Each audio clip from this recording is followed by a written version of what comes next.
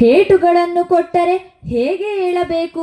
ಅಸಾಧ್ಯವಾದ ನೋವು ಇದ್ದರೂ ಸಹಿಸಲು ಅಸಾಧ್ಯವಾಗಿದ್ದರೂ ಮೇಲೇಳುತ್ತಾಳೆ ಮೇಲೇಳುತ್ತಾಳೆ. ಭೂತಾಯಿಗೆ ಕಿರೀಟದಂತಿರುವ ಬೆಟ್ಟ ಗುಡ್ಡಗಳಿಗೆ ನಿಮಗಿದೆಂಥ ಪರಿಸ್ಥಿತಿ ಬಂದಿದೆ? ನಿಮ್ಮನ್ನು ಕಾರ್ಖಾನೆಗಳಿಗಾಗಿ, ಗಣಿಗಾರಿಕೆಗಳಿಗಾಗಿ, ರಸ್ತೆಗಳಿಗಾಗಿ, ಹೊಲ ಗದ್ದೆಗಳಿಗಾಗಿ ಹಗಿದು ಬಗಿದು ನಿಮ್ಮನ್ನು ವಿಕಾರಗೊಳಿಸಿದ್ದಾರಲ್ಲ. ಅಯ್ಯೋ,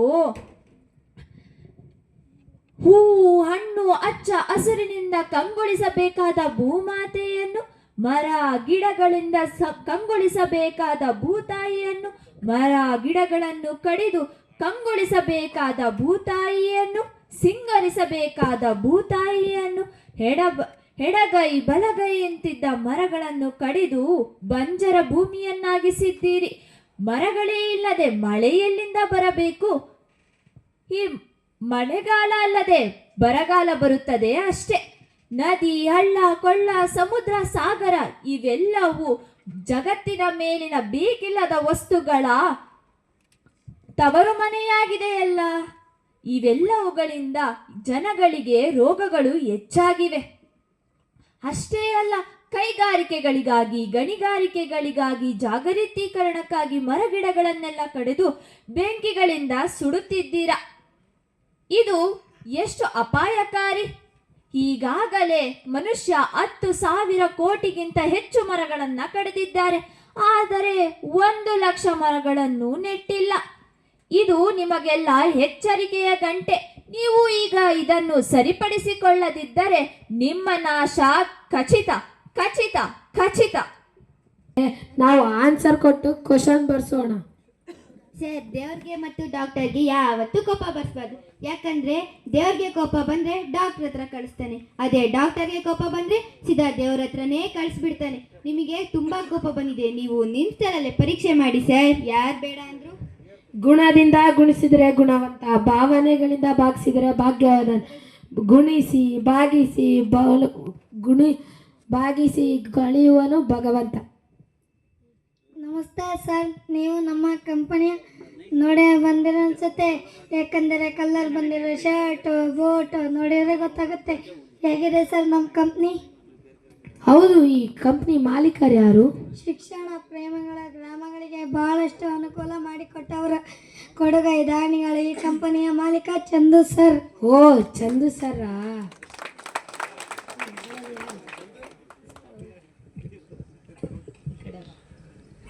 ನಮಸ್ತೆ ಸರ್, ನಿಮ್ಗಾಗಿ ಕಾಯ್ತಾ ಇದ್ದೆ ಸರ್. ಬನ್ನಿ ಸರ್, ನಮ್ಮ ಮೈನಿಂಗ್ ಕಂಪ್ನಿ ನೋಡಿ ಬರೋಣ. ನೋಡಕ್ಕೆ ಅಂತಾನೆ ಬಂದಿದ್ದೀನಿ.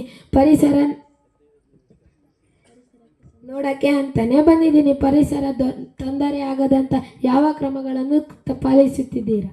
ಸರ್, ಮೊದಲನೆಯದಾಗಿ ನವೀಕರಿಸಬಹುದಾದ ಸಂಪನ್ಮೂಲಗಳ ಬಳಕೆ ಮಾಡುತ್ತಿದ್ದೇವೆ. ಅಂದರೆ ಸೌರಶಕ್ತಿ ಬಳಕೆ, ಪವನ ಶಕ್ತಿ ಬಳಕೆ ಮಾಡುತ್ತಿದ್ದೇವೆ. ಹಸಿರು ಮನೆ ಅನಿಲ ಹೊರಸೂಸುವಿಕೆಯನ್ನು ಕಡಿಮೆ ಮಾಡುತ್ತಿದ್ದೇವೆ. ಎರಡನೆಯದಾಗಿ ನೀರಿನ ನಿರ್ವಹಣೆ, ಸ್ಥಳೀಯ ಜಲಸಂಪನ್ಮೂಲಗಳ ಸವಕಳಿಯನ್ನು ತಡೆಯಲು ತ್ಯಾಜ್ಯ ನೀರಿನ ವಿಲೇವಾರಿ ಮಾಡಿದ್ದೇವೆ. ತ್ಯಾಜ್ಯ ಕಡಿಮೆ ಮಾಡಿದ್ದಾರೆ. ಮರುಬಳಕೆ ತಂತ್ರಗಳನ್ನು ಕಾರ್ಯಗತಗೊಳಿಸಿ ನೋಡಿ ಸರ್.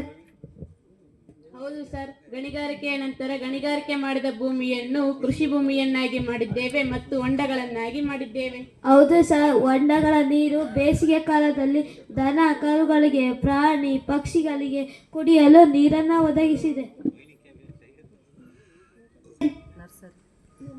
ಮಾಡಿ ಸುತ್ತಮುತ್ತಲಿನ ಜನರಿಗೆ ಗಿಡಗಳನ್ನು ಕೊಡುತ್ತೇವೆ. ಇಲ್ಲಿಯೂ ಸಾಕಷ್ಟು ಗಿಡಗಳನ್ನು ಹಾಕಿದ್ದೇವೆ ನೋಡಿ ಸರ್. ಸರ್, ಮೈನಿಂಗ್ ಕಂಪನಿಯಿಂದ ಹೋಗುವ ಬರುವ ವಾಹನಗಳ ಇಂಧನ ದಕ್ಷತೆ ಹೆಚ್ಚಾಗಿ ಪರಿಸರದ ಹೆಜ್ಜೆ ಗುರುತನ್ನಾಗಿ ನೀಡಿದ್ದಾರೆ. ಸರ್, ನಾನು ಪ್ರತಿದಿನ ಶಾಲೆಗೆ ಹೋಗುವಾಗ ವಾಹನಗಳನ್ನು ನೋಡಿದ್ದೇನೆ. ಸರ್, ನಾವು ಜವಾಬ್ದಾರಿಯುತ ಗಣಿಗಾರಿಕೆ ಮಾಡುತ್ತಿದ್ದೇವೆ. ಸುಸ್ಥಿರ ಗಣಿಗಾರಿಕೆ ಎಲ್ಲ ನಿಯಮಗಳನ್ನು ಅನುಸರಿಸುತ್ತಿದ್ದೇವೆ. ಸ್ಥಳೀಯ ಸಮುದಾಯಗಳ ಅಗತ್ಯಗಳನ್ನು ಪೂರೈಸುತ್ತಿದ್ದೇವೆ. ಅಭಿವೃದ್ಧಿ ಕಾರ್ಯಕ್ರಮಗಳು, ನ್ಯಾಯಯುತ ಪರಿಹಾರ, ಪಾರದರ್ಶಕ ಮಾತುಕತೆ, ವಿಶ್ವಾಸ, ಬೆಂಬಲವನ್ನು ನೀಡುತ್ತಿದ್ದೇವೆ.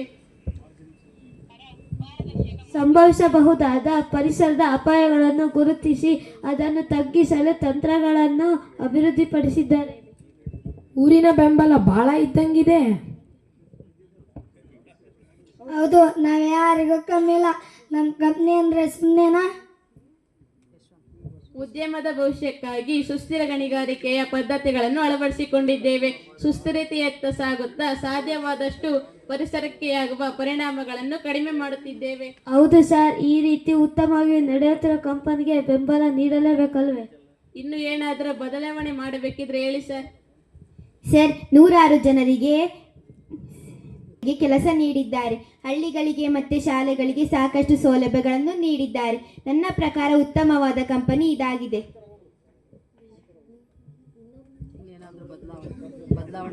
ಇನ್ನು ಏನಾದರೂ ಬದಲಾವಣೆ ಮಾಡಬೇಕಿದ್ರೆ ಹೇಳಿ ಸರ್. ನಮ್ಮ ದಣಿಗಳ ಮನಸ್ಸು ಹಾಲಿನಂತಿದ್ದರು.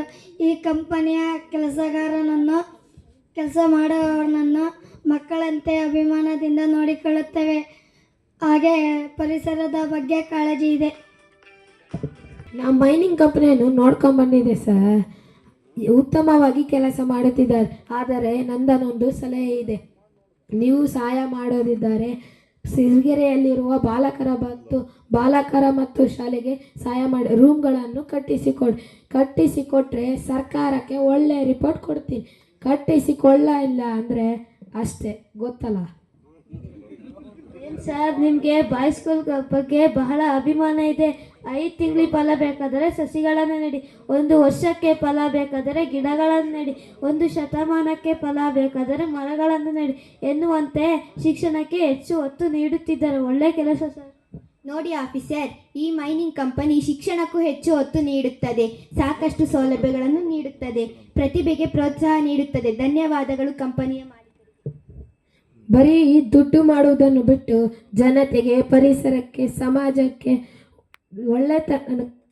ಒಳ್ಳೆಯದಾಗುವ ಕೆಲಸಗಳನ್ನು ಮಾಡುತ್ತಿದ್ದೀರಾ. ನಿಮಗೆ ನನ್ನದೊಂದು ಸಲಾಂ. ಸಾಮ್ರಾಜ್ಯ ಕಟ್ಟಿದ ರಾಜ ಮಹಾರಾಜಗಳೇ ಮಣ್ಣಾಗಿ ಹೋದರು. ಇನ್ನು ನಾವು ಮಾಡುವ ಕೆಲಸ ಯಾವ ಲೆಕ್ಕ ಸರ್? ಮನುಷ್ಯ ಹೇಗೆ ಸತ್ತ ಎನ್ನುವುದಕ್ಕಿಂತ ಹೇಗೆ ಬಾಳಿದ ಎನ್ನುವುದು ಮುಖ್ಯ ಸರ್. ಅವನ ಮಾನವೀಯತೆ ಮುಖ್ಯ ಸರ್. ಜನರಿಗೆ ಒಳ್ಳೆಯದಾಗುವ ಕೆಲಸಗಳನ್ನೇ ಮಾಡಬೇಕು ಅಲ್ವಾ ಸರ್? ಸುಸ್ಥಿರ ಗಣಿಗಾರಿಕೆಗೆ ಜಯವಾಗಲಿ. ಸುಸ್ಥಿರ ಗಣಿಗಾರಿಕೆಗೆ ಜಯವಾಗಲಿ. ಸುಸ್ಥಿರ ಗಣಿಗಾರಿಕೆಗೆ ಜಯವಾಗಲಿ. ಜಾನ್ ಮೈನ್ಸ್ಗೆ ಜಯವಾಗಲಿ. ಜಾನ್ ಮೈನ್ಸ್ಗೆ ಜಯವಾಗಲಿ. ಜಾನ್ ಮೈನ್ಸ್ಗೆ. ಜಯವಾಗಲಿ. ನೀವು ಇದುವರೆಗೂ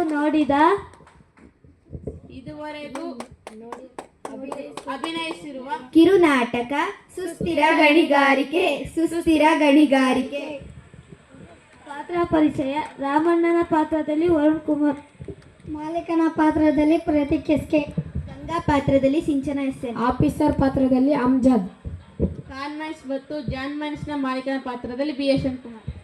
ನಿರ್ದೇಶನ S ಜ್ಯೋತಿ ಲಕ್ಷ್ಮಿ. ಶಿಕ್ಷಕರು ಎಲ್ಲರಿಗೂ ಧನ್ಯವಾದಗಳು.